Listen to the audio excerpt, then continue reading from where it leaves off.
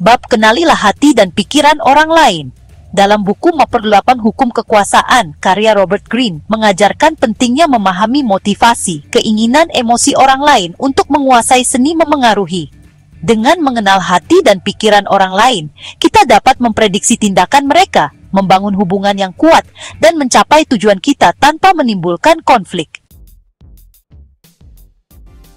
Kemampuan untuk membaca hati dan pikiran orang lain adalah keterampilan penting dalam permainan kekuasaan. Greene menjelaskan bahwa orang jarang menunjukkan niat dan perasaan mereka yang sebenarnya. Sebaliknya, mereka cenderung menyembunyikannya di balik topeng sosial. Dengan mempelajari cara untuk melihat melalui topeng ini, kita akan dapat mengungkap kebenaran yang tersembunyi. Mengenali hati dan pikiran orang lain sangat penting untuk menghindari konflik yang tidak perlu. Dengan memahami apa yang orang lain inginkan, kita akan dapat menghindari konfrontasi yang tidak perlu dan menemukan cara untuk bekerja sama. Selain itu, mengetahui motivasi dan kebutuhan seseorang akan memberi kita keuntungan besar dalam negosiasi, yang memungkinkan kita menawarkan sesuatu yang benar-benar mereka inginkan. Kemudian, ketika kita bisa memahami orang lain, kita akan dapat membangun hubungan yang lebih kuat dan memperkuat jaringan kekuasaan kita. Dan dengan memahami emosi dan pemikiran orang lain, kita akan dapat memprediksi tindakan mereka dan merencanakan langkah kita dengan lebih baik. Prinsip-prinsip mengenali hati dan pikiran orang lain. 1. Mengamati lebih banyak, berbicara lebih sedikit. Greene menekankan pentingnya kita menjadi pendengar yang baik dan pengamat yang tajam. Kita harus memperhatikan bahasa tubuh, nada suara, dan ekspresi wajah untuk mendapatkan wawasan tentang pikiran seseorang. 2. Mengajukan pertanyaan yang tepat. Kita gunakan pertanyaan yang membuka diskusi dan mendorong orang lain untuk berbagi pemikiran mereka. Hal ini akan membantu kita memahami perspektif mereka tanpa membuat mereka merasa terintimidasi. 3. Menggunakan empati. Empati adalah kemampuan untuk merasakan apa yang dirasakan orang lain. Dengan menunjukkan empati, kita akan dapat membangun kepercayaan dan hubungan yang lebih dalam. 4. Mencari tanda-tanda ketidaksesuaian. Kita harus memperhatikan jika ada perbedaan antara kata-kata dan tindakan seseorang. Ketidaksesuaian ini seringkali akan menunjukkan niat yang tersembunyi. Julius Caesar adalah contoh luar biasa dari seseorang yang memahami hati dan pikiran orang lain. Sebagai pemimpin, Caesar tahu bagaimana membaca kebutuhan rakyat Roma dan memberikan apa yang mereka inginkan untuk mendapatkan dukungan mereka. Ia menggunakan hiburan publik, seperti pertunjukan gladiator dan pesta besar untuk memenangkan hati rakyat dan membangun loyalitas. Dengan memahami keinginan rakyatnya, Caesar tidak hanya mempertahankan kekuasaannya, tetapi juga memperluas pengaruhnya di seluruh kekaisaran.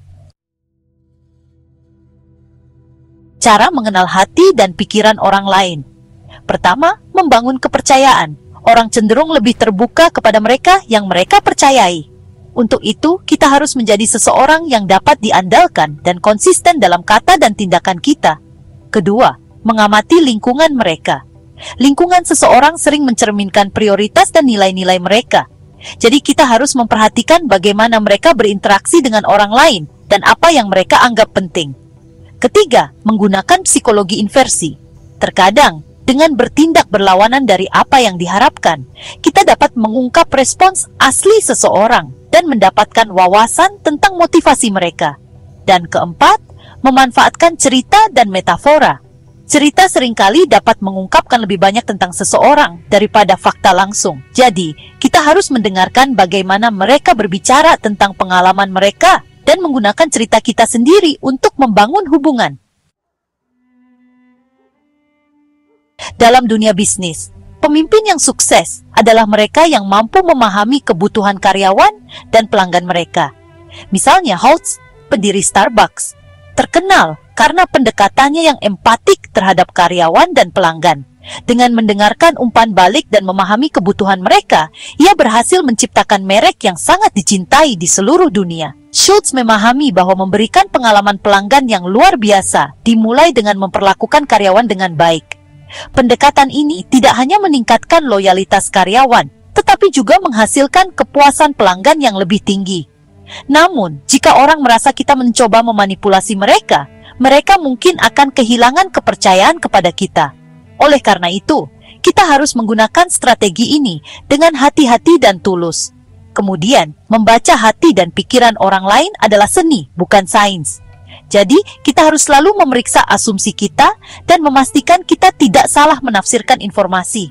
Dan terlalu fokus pada emosi dan pikiran orang lain dapat melelahkan secara emosional. Jadi, kita jangan sampai lupa untuk menjaga keseimbangan dan memperhatikan kebutuhan kita sendiri. Jadi, bab kenalilah hati dan pikiran orang lain mengajarkan bahwa memahami orang lain adalah kunci untuk membangun hubungan yang kuat dan mencapai kesuksesan dalam permainan kekuasaan. Dengan menjadi pendengar yang baik, menunjukkan empati, dan menggunakan pengamatan cermat, kita akan dapat mengungkap motivasi tersembunyi dan membuat keputusan yang lebih baik. Namun, penting untuk menggunakan keterampilan ini dengan integritas. Memahami orang lain bukanlah tentang memanipulasi mereka, tetapi tentang menciptakan hubungan yang saling menguntungkan. Dengan cara ini, kita tidak hanya memperkuat posisi kita, tetapi juga membangun jaringan yang mendukung kesuksesan jangka panjang kita. Untuk mendapatkan buku Map 8 Hukum Kekuasaan karya Robert Greene, klik tautan pada deskripsi video ini untuk melakukan pembelian secara online di bellbook.com. Bellbook.com adalah toko buku online yang sudah berdiri sejak tahun 2009 dan melayani pengiriman ke seluruh wilayah di Indonesia.